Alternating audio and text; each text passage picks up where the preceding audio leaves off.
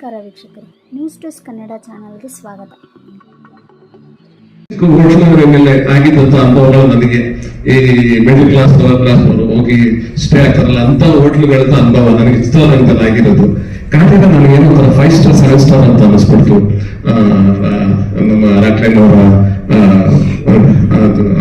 Treatment ಆಗ್ಲಿ, ಇನ್ನೊಂದಾಗ್ಲಿ, ಮತ್ತೆ ಅವ್ರು ಸಿನಿಮಾ ಮಾಡ್ತಾರೋ ಆ ಒಂದು ರೇಂಜ್ ಆಗ್ಲಿ, ಎಲ್ಲರೂ ನನಗೆ ಒಂಥರ ಕನಸು ತರ ಕಾಣ್ತಾ ಇದೆ. ಮುಖ್ಯವಾಗಿ ನಾನು ಕಾಟೇರ ಸಿನಿಮಾ ಮಾಡೋದಕ್ಕೆ ತರುಣ್ ಸರ್ ನಮ್ಮ ಆಫೀಸ್ ಬಂದು ಮಾತಾಡಿದ್ರು ನನಗೆ. ಅದು ನನಗೆ ಬಹಳ ಟಚ್ ಆಯ್ತು.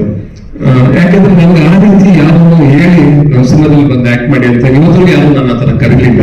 ಅವ್ರು ನನ್ಗೆ ಏನ್ ಹೇಳಿದ್ರು, ನಾನ್ ಕಥೆ ಮಾಡುವಾಗ ಆ ಮಾಧವನ್ ಪಾತ್ರ ನೀವೇ ಮಾಡ್ಬೇಕು ಅಂತ ನನಗ್ ಕಾಡ್ತಾ ಇತ್ತು. ಅದಕ್ಕೆ ನಾನು ಬಂದು ನಿಮ್ಗೆ ಕೇಳ್ತಾ ಇದ್ದೀನಿ ಸರ್, ಆ ಪಾತ್ರ ನೀವು ಬಂದು ಆ ಕ್ಯಾರೆಕ್ಟರ್ ಮಾಡ್ಬೇಕು ಹಾಗೆ ಹೇಗೆ ಅಂತ ಹೇಳಿದಾಗ, ಸರಿ ಅವರು ಪ್ರೂವ್ ಮಾಡಿದಂತ ಒಬ್ಬ ದೊಡ್ಡ ಡೈರೆಕ್ಟರ್ ರಾಬರ್ಟ್ ಸಿನಿಮಾನ ದೊಡ್ಡ ಲೆವೆಲ್ ಅಲ್ಲಿ ಎತ್ಕೊಂಡು ಹೋದವರು.